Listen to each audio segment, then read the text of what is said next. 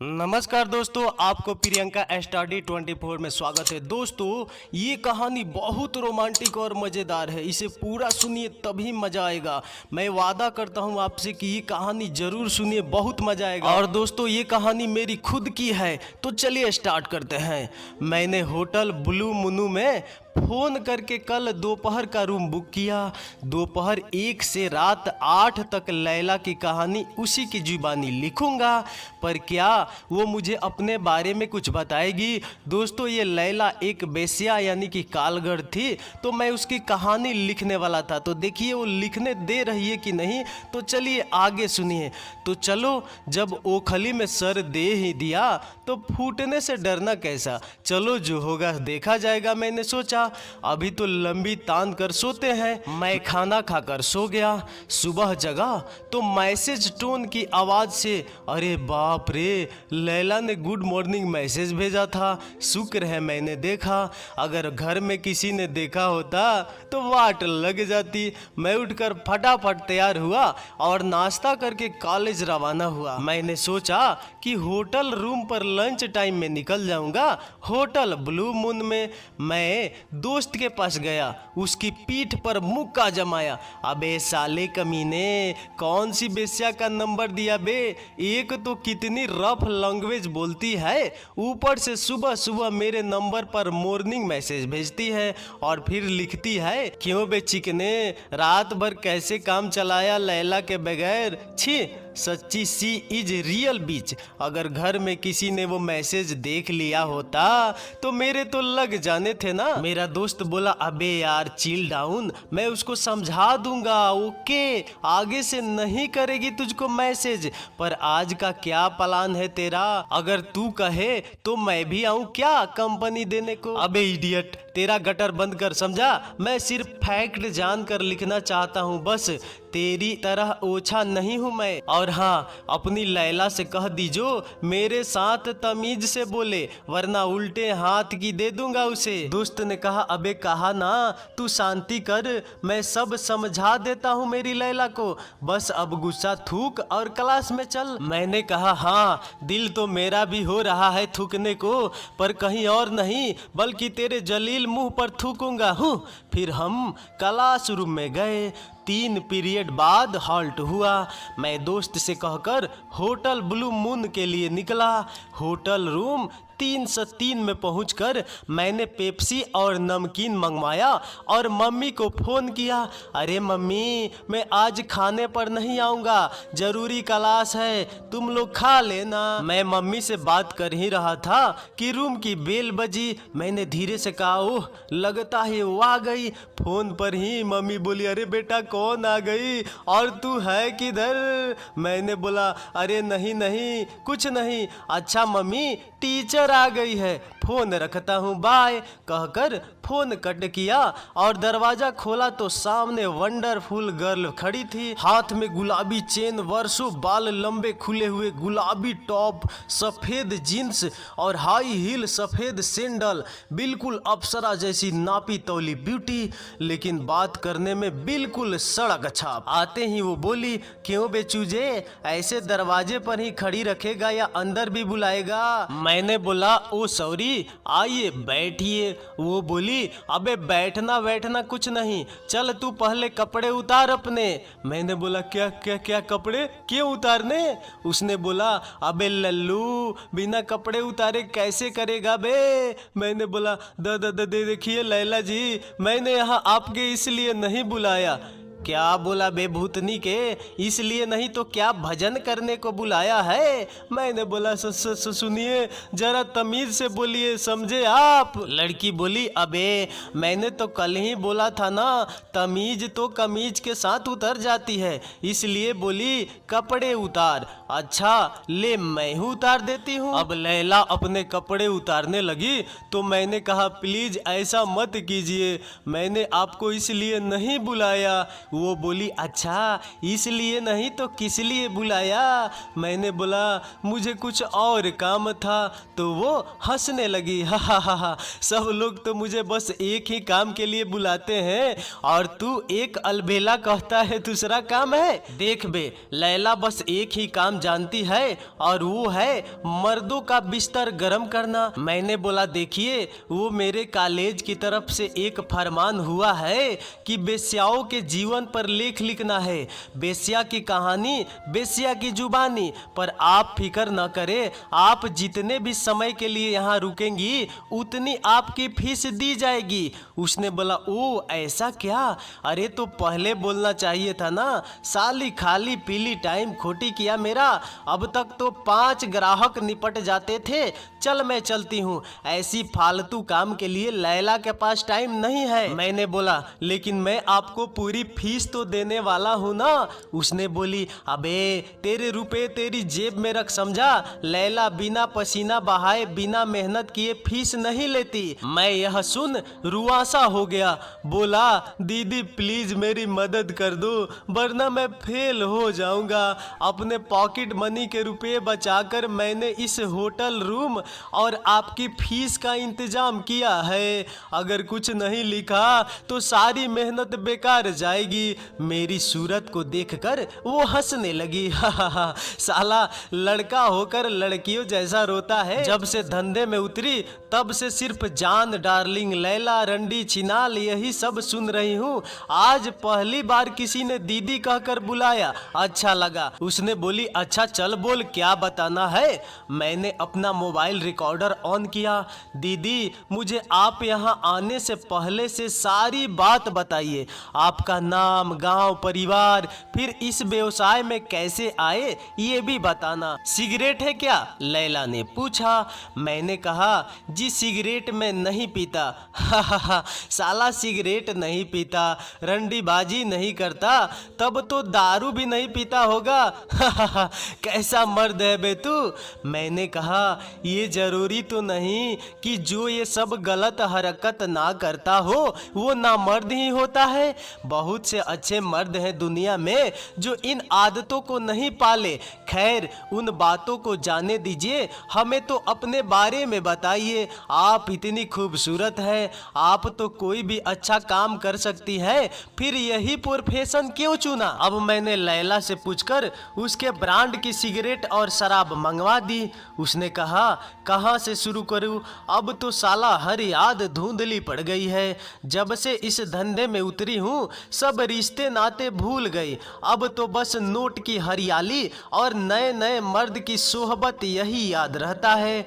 उसकी आवाज में दर्द था और बोली क्या पता तेरी समझ में कुछ आएगा कि नहीं, अभी तो तू चूजा ही है। चल सुन ले फिर भी बताती हूँ, वरना तू पिल्लू जैसा टसुए बहाने बैठेगा। इसी बीच उसने अपना पैग बना लिया था और सिगरेट सुलगा ली थी। सुन बच्चू, मेरा गांव बांग्लादेश का बिहू गांव है। मेरा बाप और भाई दोनों नंबरी बेवड़े थे। घर में माँ, 2 छोटी बहन, एक बड़ा भाई और बाप थे। माँ दिन भर दूसरे के घर काम करती और उनका बचा हुआ खाना बांधकर हमारे लिए लाती। बाप भाई दोनों कड़िया मिस्त्री पेंटर थे, पर वो दोनों दिन भर की कमाई रात को जुआ और शराब में उड़ाते और घर आकर माँ के साथ साथ हम बहनों को भी मारते पीटते। हम तीनों बहनें रोज स्कूल जाती और माँ जो लोगों के घर से बचा खाना लाती उसी खाने से हम पेट भरते। वो रात मुझे याद है जब मेरा सगा भाई नशे में घर आया था और आकर मुझ पर जबरदस्ती करने लगा। मैं रोई चिल्लाई पर उस पर कोई फर्क नहीं पड़ा। वो भूखे भेड़ियों की तरह मुझ पर टूट पड़ा। माँ बहन सब रोते गिड़गिड़ाते रहे पर उसके सर पर हवस सवार थी। मैंने अपने बचाव में जो हाथ आया वो उठा लिया उसे अपने ऊपर से हटाने के लिए। वो अपने जोश में था। शेर जैसे बकरी दबोचता है वैसे मुझे कसकर दबोचा था। उसने मेरे पुराने गल चुके कपड़े भी फाड़ डाले। इसी बीच मेरा हाथ चटनी पीसने का सिलबट्टा का पत्थर लगा। मैंने उसके सर पर जोर से सिलबट्टा मारा। उसका सर नारियल की तरह फूट गया और खून के छींटे मुझ पर भी पड़े। वो वहीं ढेर हो गया। माँ ने फटाफट मेरे शरीर से खून साफ किया और मेरे कपड़े बदले। मेरी माँ ने अब मेरे हाथ में मंदिर के पीछे छिपा कर रखे रुपए दिए और बोली, बेटी तू भाग जा यहाँ से, वरना तुझे पुलिस पकड़ेगी। यहाँ मैं संभाल लूंगी। मेरा दिमाग सन्न हुआ था, कुछ भी समझ नहीं आ रहा था। मैंने स्लीपर पहना और अपने झोपड़े से भाग निकली। गली दर गली न जाने कितनी गलियां पार करके मैं रेलवे स्टेशन पहुंची। वहां बहुत देर तक घबराई सी बैठी रही। हे भगवान, ये क्या हो गया मुझसे। लैला ड्रिंक का पैक पीकर सिगरेट का क्षेत्र लगा रही थी। मैंने बोला, बहुत दर्द है आपकी जिंदगी में, क्या लैला नाम ही आपका रियल नाम है? लड़की बोली, अरे नहीं यार, वो तो धंधे में आने के बाद ग्राहकों ने रख दिया। वैसे मेरा नाम अनुराधा विश्वास है। यार जरा सिगरेट का पूरा पैकेट और विस्की का बड़ा खंभा मंगवा दे, इतने से मेरा कुछ नहीं होने वाला। मैंने एक लार्ज विस्की और 4 स्क्वायर सिगरेट का बड़ा पैकेट, साथ में नमकीन भी मंगवा लिए। फिर क्या हुआ आपकी जिंदगी में? मेरे पूछने पर वो सिगरेट के कस लेते हुए बोली, मैं पहली बार घर से अकेली निकली थी। मुझे कुछ भी समझ नहीं आ रहा था, क्या करूं, कहां जाऊं। इसी तरह बैठे बैठे कई घंटे बीत गए। प्लेटफार्म पर एक ट्रेन खड़ी थी। स्टेशन पर अनाउंस हुआ, यात्री कृपया ध्यान दीजिए, यह ट्रेन आज की आखिरी ट्रेन है। मैं उठी और खाली डिब्बा देखकर बैठ गई। ट्रेन चल पड़ी। वह मेरा पहला ट्रेन सफर था। मैं नहीं जानती थी कि टिकट कैसे लेना और कौन सी ट्रेन कहाँ जाती है यह पता करना। वह ट्रेन सीलहट के लिए जा रही थी। सीलहट बांग्लादेश का एक शहर है। मैं जिस डिब्बे में बैठी थी उसमें ज़्यादा लोग नहीं थे। मेरी सामने वाली सीट पर एक मुस्लिम औरत अपनी बेटियों के साथ बैठी थी। मुझे बहुत देर टकटकी बंधे वो लोग देखती रही। मैं अंदर ही अंदर सिहर उठती जब भाई का सर फोड़ने की बात याद आती। मेरे माथे पर पसीना और उड़ी हुई रंगत देखकर उस औरत ने बंगला में पूछा, तुम्ही कोठा जाबे? मैं घबरा गई क्योंकि जाना कहाँ है यह तो पता नहीं था। ट्रेन किधर जा रही है यह भी पता नहीं था। मैंने उनसे ही पूछ लिया, आप लोग कहाँ जा रहे हैं? वह बोली, हम लोग सीलहट जा रहे हैं और यह ट्रेन भी सीलहट की है। मैंने भी सीलहट जा रही हूँ ऐसा कह दिया। वो लड़कियाँ मुझे देखकर मुस्कुरा रही थी। मैं अपने डर को छुपाते हुए मुस्कुराई। वो औरत बहुत बारीकी से मेरे हाव भाव और चेहरे को पढ़ रही थी। मैं अपना डर कम करने के लिए खिड़की से बाहर देखने लगी। कुछ देर बाद उस औरत ने अपनी बड़ी बैग से खाने का डिब्बा निकाला और सबके साथ साथ मुझे भी रोटी पर सूखी भिंडी सब्जी और अचार रख कर दिया। मैं मना कर रही थी पर वो बोली, मुझे तुम्हारी शक्ल देखकर पता चल गया कि तुमने आज कुछ नहीं खाया। उसके आग्रह पर मैंने खाना खाया। सचमुच बहुत भूख तो लगी थी। इसके बाद मेरा डर कुछ कम हुआ और मैं उनसे घुल मिल गई। इतने में टीटी आया। वो सबके टिकट चेक कर रहा था। हाय राम, मैंने तो टिकट लिया ही नहीं था। जब टीटी ने मुझे टिकट पूछा तो मैं बंगले झांकने लगी। टीटी मुझसे और कुछ कहता उससे पहले ही वह औरत बोली, साहब ये मेरी बेटी है, ये यही मेरी बहन के घर रहकर पढ़ाई करती है। ये हमको ट्रेन में बैठाने आई थी पर हमने जिद करके इसे भी अपने घर चलने को मना लिए और यह भी अब हमारे घर जा रही है। इसी वजह से इसका टिकट नहीं ले पाए। टीटी ने मुझसे पूछा, क्यों बेटा यही बात है क्या? मैंने हड़बड़ाकर तुरंत हाँ में सर हिला दिया। फिर टीटी ने सीलहट तक मेरा टिकट काट दिया और पैसे उस औरत ने दे दिए। अब मेरे दिल में उनके लिए अपनापन बढ़ गया था। मैं उसी औरत को मासी माँ बुलाने लगी, मतलब मौसी। उस औरत ने अपनेपन की बहुत मीठी मीठी बातें की जिस वजह से मैंने बिना डरे सारी आप बीती उसे बता दी। अरे रे बहुत बुरा हुआ तुम्हारे साथ बेटी, उसने प्यार प्यार से मेरे सर पर हाथ फेरा और कहा, बेटी खुद को कभी अकेली मत समझना, आज से मैं तुम्हारी माँ हूँ, अब से तुम मेरी बेटी बनकर हमेशा मेरे साथ रहना, अब कोई परेशानी नहीं आएगी तुमको, बस आराम से रहना। उसने मुझे गले से लगा लिया। मैं उस बेश्या की आवाज को रिकॉर्ड कर रहा था तो बीच में ही बोला, अरे वाह कितनी दयावान औरत थी वो, है ना?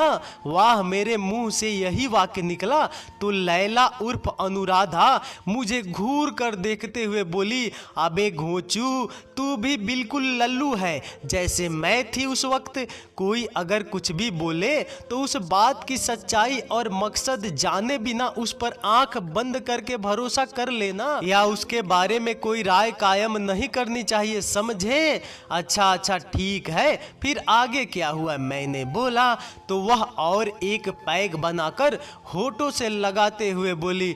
उसके बाद अगली सुबह सीलहट स्टेशन आया, हम सब साथ साथ उतरे और स्टेशन से बाहर निकले। स्टेशन से बाहर एक मेटडोर खड़ी थी जो हमें लेने आई थी। हम सब उस मेटडोर में बैठ गए।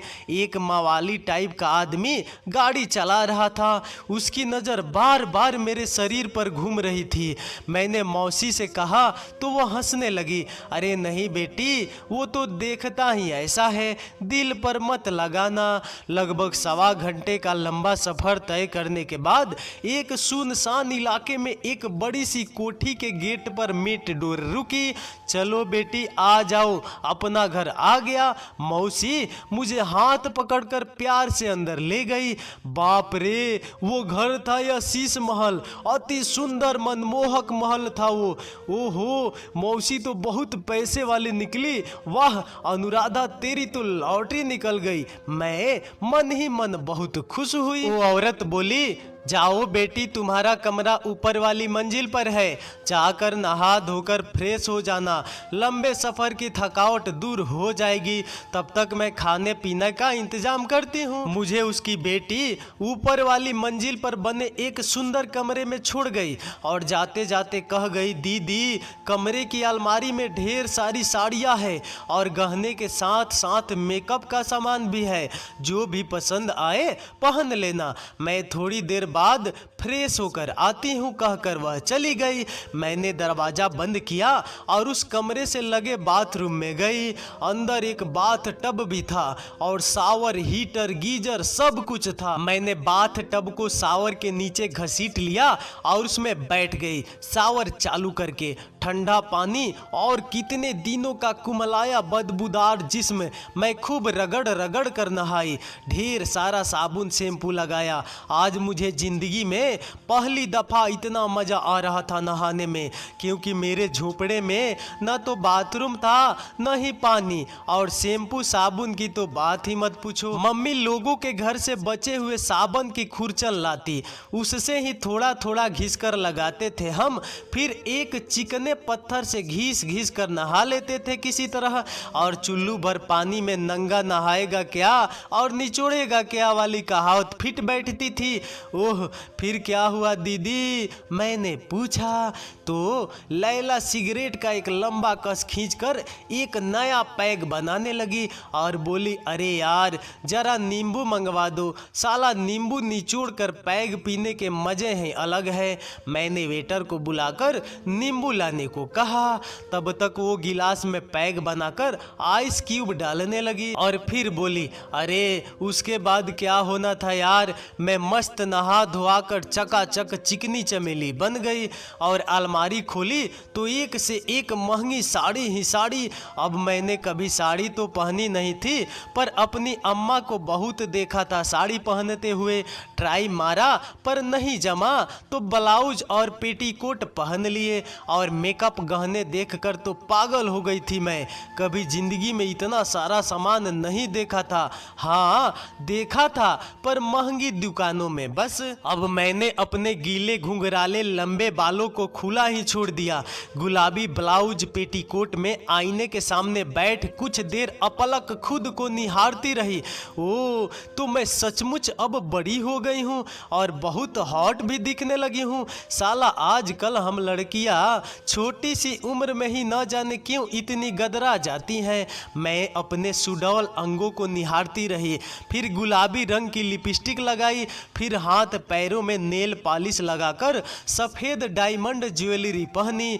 आहा, मैं उस वक्त खुद को ऐश्वर्या राय महसूस कर रही थी। तभी मौसी की वही लड़की आई और देखकर दंग रह गई। ओहो अप्रीतम, खूबच सुंदर, क्या पटाखा लग रही हो, वाह, जो भी देखेगा आशिक हो जाएगा, हा हा हा। चलो खाना तैयार है, कहकर वो मुझे अपने साथ ले गई। मासी माँ ने जब मुझे देखकर कहा, खूबचो भलो आछी, कहते हैं ना कीचड़ में भी कमल खिलते हैं, तुम पर बिल्कुल फिट बैठता है। वैसे भी मेरी नज़र चील की है, हीरे को परख ही लेती हूँ। उसके बाद हम चारों ने इकट्ठे खाना खाए। उसके बाद बंगाली मिठाई, मिष्टी दोई और चमचम खाया। सब खाना बहुत स्वादिष्ट था। मैंने जिंदगी में पहली बार इतना अच्छा स्वादिष्ट खाना खाया था। हमारा खाना खत्म हुआ ही था कि उनके बंगले का घंटा बज उठा।